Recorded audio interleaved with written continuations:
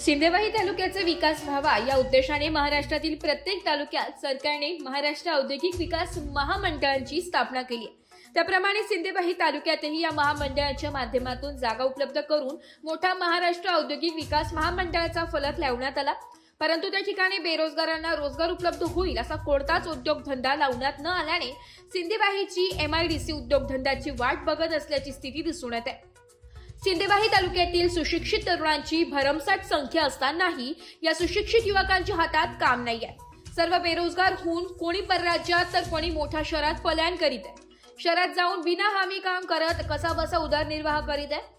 त्यामुळे गावखेडी ओस पडत आहे आणि शहराकडे तरुणांचे ओढ आहे। तरुणांच्या हाताला काम मिळावं म्हणून महाराष्ट्र शासनाने 1 ऑगस्ट 1962 ला MIDC विकास महामंडळाची स्थापना केली आणि तालुका स्तरावर यांची निर्मिती देखील केली।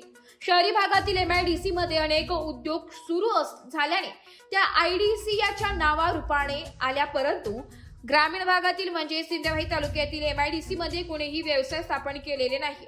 ग्रामीण भागाला अनुकूल असा रोजगार स्थापन यावा असे मार्गदर्शनही झाले नसल्याने कोणी उद्योग स्थापनेस पुढे धावत नसल्याचं युवा वर्ग रोजगार अभावी बेरोजगार राहण्याची पाळी आली आहे। सिंदेवाही तालुक्यातील मागील 46 वर्षांपूर्वी नवरगाव सिंदेवाही रोडवर MIDC निर्मिती केली।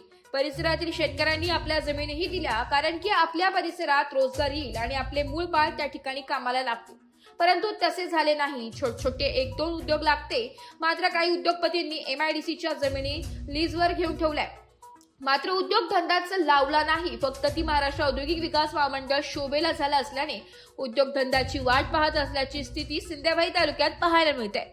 शहरी भागाप्रमाणे ग्रामीण भागातील MIDC मध्ये उद्योगधंदे आले, त्यासाठी तसे वातावरण निर्माण करणे, उद्योगधंद्यांचे योग्य मार्गदर्शन आणि त्यासाठी लागणारे भांडवल उपलब्ध झाले तर महाराष्ट्र शासनाने सन 1961 साली अंमलात आणलेली MIDC ही संकल्पना सार्थक होईल आणि युवा वर्गाच्या हाताला काम मिळेल।